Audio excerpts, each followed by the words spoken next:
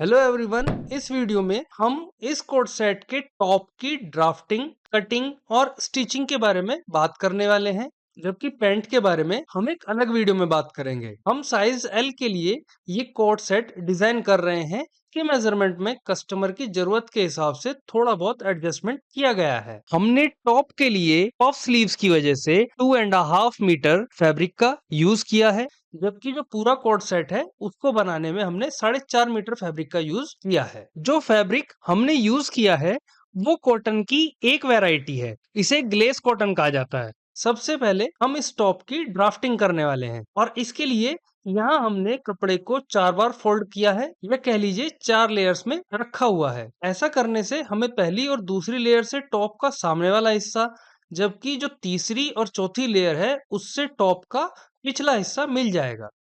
आइए अब मार्किंग शुरू करते हैं। सबसे पहले हमने एक साइड एक स्ट्रेट लाइन खींची है। इसका यूज हम कपड़े को सिधाई देने के लिए करते हैं और आज की वीडियो में हम इसे शोल्डर लाइन कहेंगे। इसके बाद हमने शोल्डर लाइन से 7 इंच नीचे बस्ट लाइन बनाई है। शोल्डर लाइन और बस्ट लाइन के बीच में हम दो काम करते हैं। एक तो आर्म होल को गोलाई दी जाती है और दूसरा हम इन दोनों लाइंस के बीच में गले को शेप देते हैं, या कह लीजिए उसका डिजाइन बनाते हैं।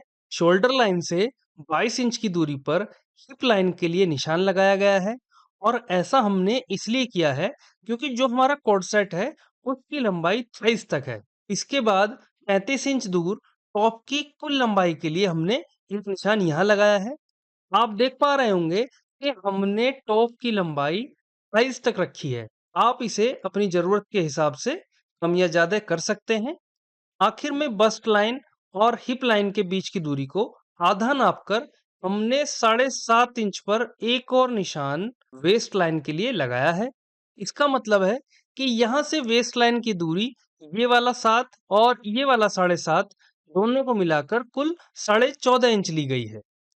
आइए अब आगे की मार्किंग के लिए इन सभी पॉइंट से होते हुए सीधी लाइंस ड्रॉ कर लेते हैं, और जहां से हमने ये कपड़ा मोड़ कर रखा है इस लाइन को हम सेंटर लाइन बोलते हैं, क्योंकि कपड़े को अगर हम अनफोल्ड करेंगे यानी कि खोलेंगे तो ये लाइन बिल्कुल बीचों बीच आएगी। तो इस तरह से समझिए कि सामने वाली परत का बिल्कुल बीचों बीच वाला हिस्सा ये हमारी जो आभासी लाइन है ये बनती है। अब बस्ट लाइन पर सेंटर यानी यहाँ से 10 इंच दूर इसलिए मार्किंग की है क्योंकि ये कुल 4 लेयर्स हैं और 10 into 4 होता है 40। तो बस्ट साइज हमें 40 मिल जाएगा, जबकि इसमें मार्जिन शामिल नहीं है और उसको हम अलग से मेजर करेंगे। वेस्ट लाइन पर 9.5 इंच दूर मार्क करने से रेडी वेस्ट साइज 38 मिलेगा, इसमें भी मार्जिन नहीं है। और हिप लाइन पर 10 इंच लेने से रेडी हिप साइज 40 मिलेगा। के बाद यहाँ हमने घेर, जिसको फ्लेयर भी कहा जाता है, उसको ज्यादा रखने के लिए 10.5 इंच पर निशान लगाया है। अब अगर आप इस फ्लेयर को बढ़ाना चाहते हैं तो ये जो 10.5 इंच की दूरी है इसको अपने हिसाब से बढ़ा सकते हैं। शोल्डर लेंथ या कह लीजिए तीरे के लिए हमने सेंटर से 6.5 इंच दूर निशान लगाया है। आमतौर पर हम साइज एल के मामले में तीरे के लिए 7 इंच पर मार्क करते हैं, पर यहाँ हमने पफ स्लीव्स बनाई है और पफ स्लीव्स तभी अच्छी लगती हैं जब वो इस तरह से शोल्डर पर खड़ी रहें, इसीलिए 6.5 इंच पर रखा है। इसके बाद इतनी ही दूरी लेकर बस्ट लाइन पर भी एक निशान और दूसरा निशान इस लाइन पर 1 इंच अंदर की तरफ लगाया है। इनका यूज करके हम आर्म होल को गोलाई देने वाले हैं। इस पॉइंट से होते हुए हम आर्म होल की गोलाई देंगे और इसीलिए हमने ये निशान लगाया था।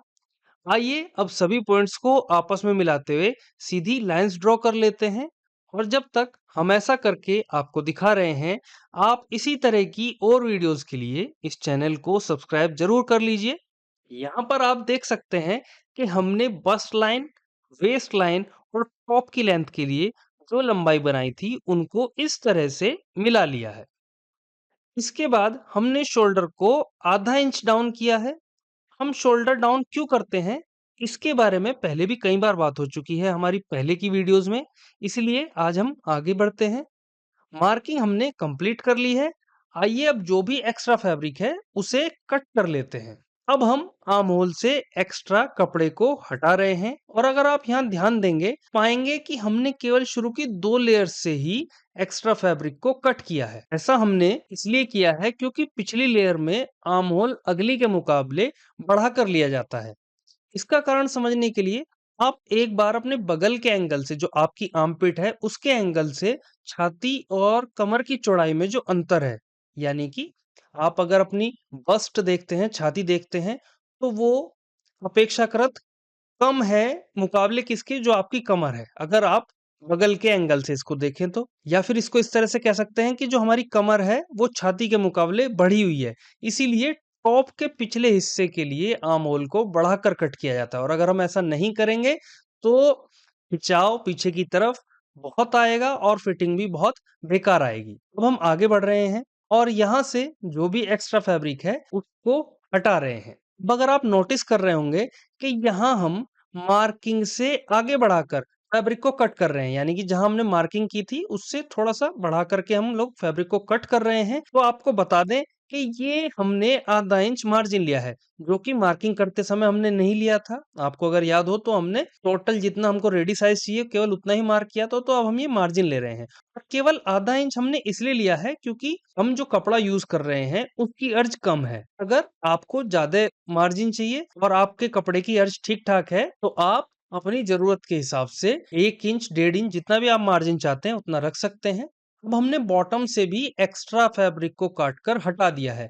आप यहाँ देख सकते हैं कि पिछला आर्म होल थोड़ा सा एक्स्ट्रा है, जो कि अगर नाप करके देखा जाए तो लगभग 1 इंच हो रहा है। ये दूरी आमतौर पर आधे से 1 इंच के बीच में रखी जाती है। अब आर्म होल की गोलाई को नाप रहे हैं, जो कि इस टॉप के मामले में 9 इंच बन रही है। ये मेजरमेंट स्लीव बनाते समय हमारे बहुत काम आएगा। फिलहाल के लिए हम आगे बढ़ते हैं और ये हमारे टॉप का फ्रंट पार्ट रहने वाला है, इसीलिए हमने इसके ऊपर एफ मार्क किया है। आगे बढ़ने से पहले हमने जो पिछली लेयर है उसके ऊपर भी बी यानी कि बैक की मार्किंग की है, ताकि आपको समझने में आसानी हो। और इसी के साथ हमारी फ्रंट पार्ट के लिए 2 लेयर्स और बैक पार्ट के लिए 2 लेयर्स तैयार हो चुकी हैं। आइए इसमें अब आगे के लिए डिजाइनिंग करते हैं। यहाँ हमने आगे की कटिंग के लिए फ्रंट लेयर और उसके नीचे बैक लेयर को फैला कर रखा है। इसके बाद ये जो हिप लाइन है इसे आगे यहाँ तक इस तरह से बढ़ा लेना है। अब हम शेप स्केल ले रहे हैं और टॉप के इस सिरे से हिप लाइन के दूसरे सिरे तक इस तरह की ऐसी लाइन ड्रॉ कर रहे हैं। ऐसा हमने इस तरह की शेप देने के लिए किया है। अगर आपको कोई और शेप चाहिए तो आप उसी तरह से मार्किंग कर लीजिएगा। और अब एक्स्ट्रा कपड़े को हम लोग कट कर रहे हैं। इतना करने के बाद अब हमने टॉप की फ्रंट लेयर को पलट कर रख लिया है और इसके ऊपर गले की शेप के लिए मार्किंग कर रहे हैं।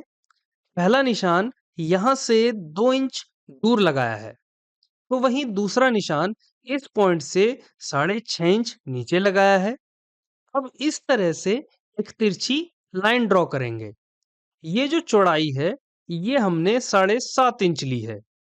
इस तरह से हमने एक तिरछी लाइन और एक सीधी लाइन बनाकर गले को शेप दे दी है।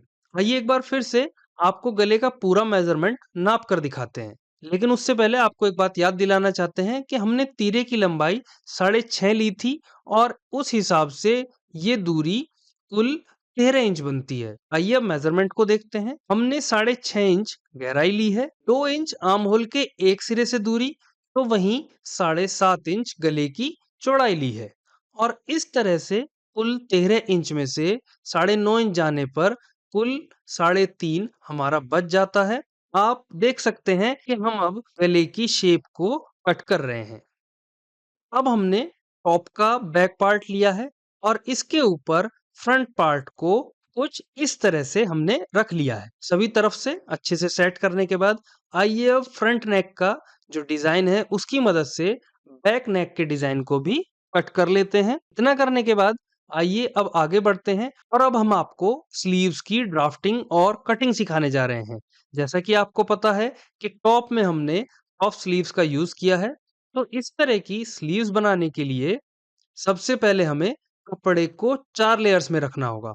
2 लेयर्स एक स्लीव के लिए और बाकी की 2 लेयर्स दूसरी स्लीव के लिए। सबसे पहले कपड़े के किसी भी एक साइड एक स्ट्रेट लाइन ड्रॉ करेंगे। हमने इस लाइन से 6 इंच दूर पहला निशान पफ बनाने के लिए लगा लिया है। तो वहीं इस पॉइंट से 18 इंच दूरी या इस पॉइंट से 24 इंच दूर दूसरा निशान स्लीव की कुल लंबाई के लिए हम लोगों ने लगाया है और इससे आगे 1 इंच का मार्जिन भी लिया है।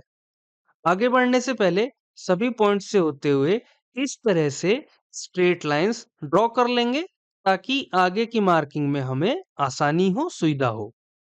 अब सबसे पहले हम स्लीव के उस सिरे की मार्किंग करेंगे जो हिस्सा आर्म होल में जोड़ा जाता है। इसके लिए हमने स्लीव के अंदर वाले हिस्से को डाउन करने के लिए इस लाइन से 3.5 इंच दूर एक निशान लगाया है। अब अगर आपको ध्यान हो कि हमने आर्म होल की लंबाई कुल 9 इंच नापी थी, इसीलिए यहाँ से उतनी ही तिरछी दूरी लेकर हमने एक निशान इस तरह से लगा लिया है।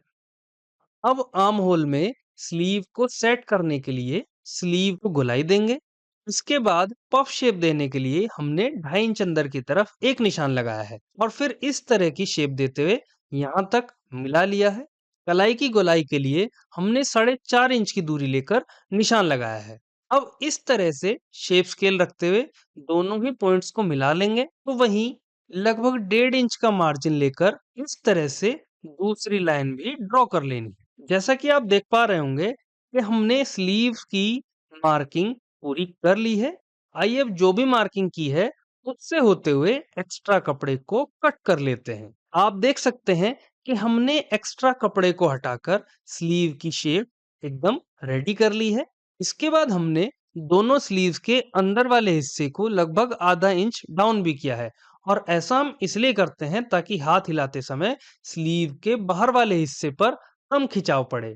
आइए अब टॉप की स्टिचिंग कैसे करनी है वो देख लेते हैं और इसकी शुरुआत हम गला तैयार करने से कर रहे हैं। सबसे पहले हमने एक बचे हुए टुकड़े के ऊपर टॉप की सामने वाली लेयर को उल्टा करके रखा है। इतना करने के बाद अब हम इस तरह से सिलाई लगाने जा रहे हैं। सिलाई लगाने के बाद अब एक्स्ट्रा कपड़े को कट करेंगे और एक छोटा कट यहाँ लगाने के बाद कपड़े को पलट लेना है। इसी तरह की कार्यवाही हम टॉप की पिछली परत के गले के साथ भी करेंगे और ऐसा करते हुए आप हमें यहाँ पर देख भी पा रहे होंगे। इतना सब करने के बाद अब हम शोल्डर्स को आपस में जोड़ रहे हैं।